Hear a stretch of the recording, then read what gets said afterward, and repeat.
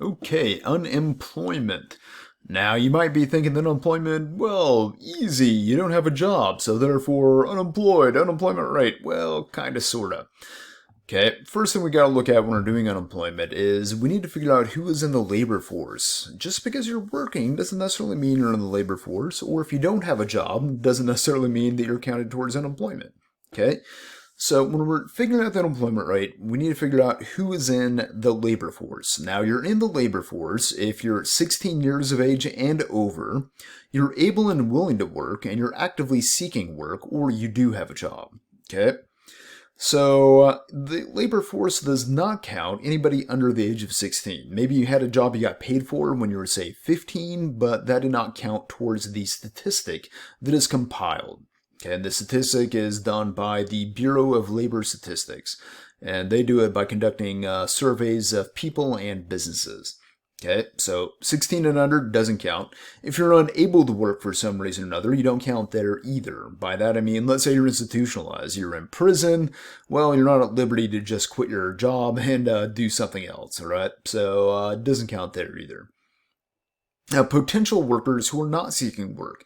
These are people who are voluntarily out of the labor force. They could work, but they're choosing not to. So stay-at-home moms, stay-at-home dads, they're not counted as part of the labor force. I shouldn't say professional students, but full-time students. People who are retired, right? All these are folks who could be working, but they have decided not to. So they don't count as being part of the labor force, and they don't count as being unemployed at all because they're not in the labor force. So they don't count as being part of the statistic, the rate. Discouraged workers, and this is a somewhat controversial thing, but workers who have looked for a job and they can't find one, so they've given up, they don't count.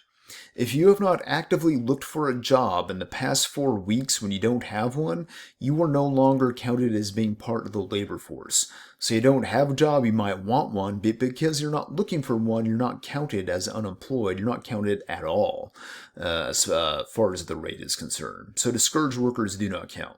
Okay? So you are considered employed if you're at least 16 years of age, or 16 years old, and you've worked 1 hour for pay within the last week. That's it, right? It's not about full-time, 40 hours, 20 hours, or anything like that. Just 1 hour for pay within the last week, you're counted as employed. If you work for a family business and they did not pay you, because that happens, there would have to be 15 hours or more without pay to be considered employed. Okay, and let's say you didn't work in the past week because weather was bad and your job is outdoors, or you were sick, or you're on vacation, or your labor union was on strike, stuff like that. You're still counted as employed in that case. Just because you were not actively working for transient reasons, you're not considered unemployed then. Okay, so the unemployment rate, when we figure it up, the unemployment rate takes the number of unemployed people in the labor force divided by the total number of people in the labor force times 100, just to give it a nice percent. Okay? So let's say that in a society, there are 1,500 people, but 500 of them are, let's say, too young, or they're retired, or they're full-time students, stuff like that. So out of our population of 1,500, 500 are not counted as part of the labor force because they're not in it for whatever reason. Again, too young, retired, what have you. So that leaves us with a labor force of 1,000. Okay? Let's say that out of those 1,000 people, 100 of them are actively looking for a job. They don't have one, but they're looking for one. So that means that 100 out of the 1,000 is considered unemployed. 100 divided by 1,000 is 0.1, so times 100, that would be 10%. So our society where 100 out of 1,000 people in the labor force do not have a job, that would be an unemployment rate of 10%. Okay? There's also another rate that's called the labor force participation rate. This is looking at the total population now. How many people in the total population are in the labor force, all right? So there you look at the number of people in the total labor force divided by the total population, and then you multiply it times 100. So let's say that in again, make up some numbers here, a particular society, let's say there's 1,000 people in the society, and 800 of them are in the labor force. They have a job or they're looking for a job. So 800 out of the 1,000 are in the labor force. So 800 divided by 1,000, that would give us 0.8 or 80%. So there would be an 80% labor force participation rate in the society. Generally speaking, you want this percentage to be higher because that means you have more people in the society who are contributing to the economy. The lower it is, that means you have fewer people contributing to the overall economy. Okay, so total population divided out of labor force, not labor force, and then when you have your labor force, who's employed and who's unemployed. Okay, now not all unemployment is the same. There's actually 4 different types of unemployment. First type is called frictional. This is where we say the people are between jobs or voluntarily changing jobs. Maybe they got fired, which was involuntary, but they got fired or laid off, but they're going to find another one soon, right? Or they just graduated from high school or college and they're looking for a job. That's considered frictional unemployment. Okay, this is considered good unemployment, right? This is why you'll also never have 0% unemployment because you'll always have people who are between jobs. No matter what, even in a great booming economy, this is going to happen. Okay, so that's frictional. Structural unemployment is going to be when people become unemployed because the nature of the economy has changed. The structure has changed. So let's say you're a typewriter repairman during the 1980s, you would become structurally unemployed because people stopped using typewriters. They started using computers. Well, if you become structurally unemployed, what are you going to do? Well, you either need new skills or you need to move somewhere else where your skills are still going to be used. When auto plants were closing down in the upper Midwest, in Detroit, well, you'd have to move somewhere else, or you'd have to learn new skills that would be needed where you were. So this is the structural unemployment. Some people worry about cashiers, especially at, say, fast food places becoming structurally unemployed, right? Because they'll have automated kiosks where people can order from those instead. Okay. Cyclical unemployment is going to be when people lose their job because of downturns in the business cycle. So a recession hits, people lose their job, and they become cyclically unemployed. This is considered the bad form of unemployment.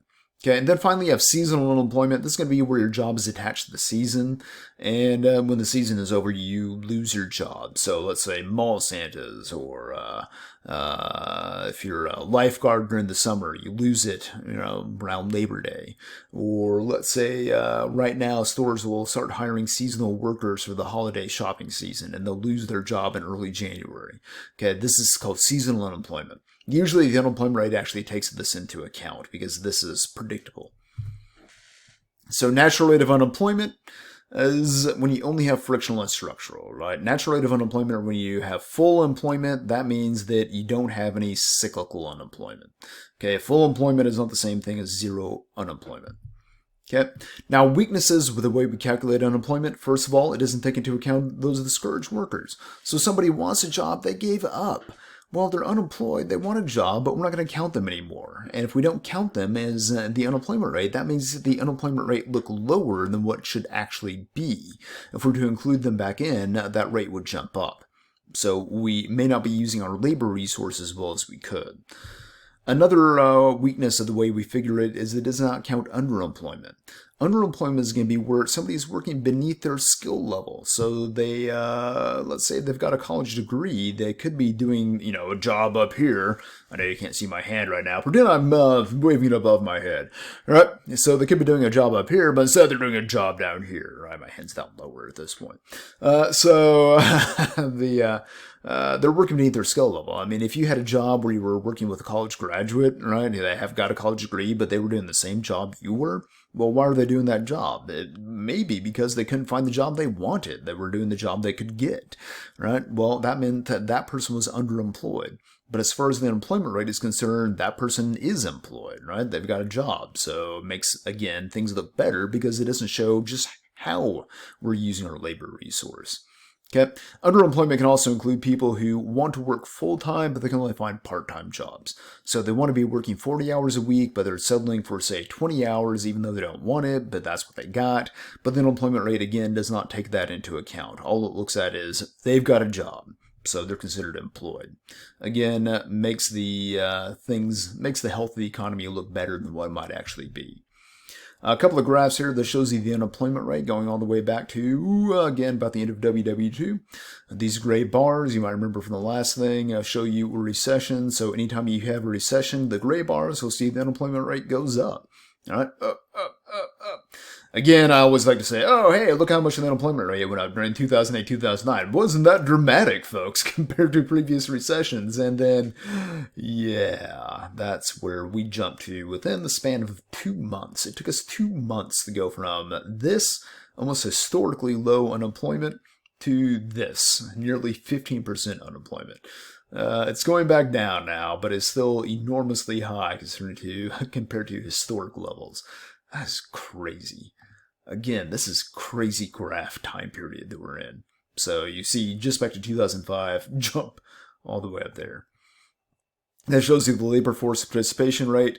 You see the labor force participation rate going up during this time period right around here. And part of the reason for that was actually women entering into the workforce. So you had a bigger percentage of the overall population entering into the workforce because women were increasingly entering into it. This is a bit of a concern here, how it was going down, especially after the Great Recession 2008, 2009. It's finally leveled off a little bit, and then COVID hit, and lots of people left the workforce. Crazy graphs. Okay, that's it. Thank you for joining me on this here presentation.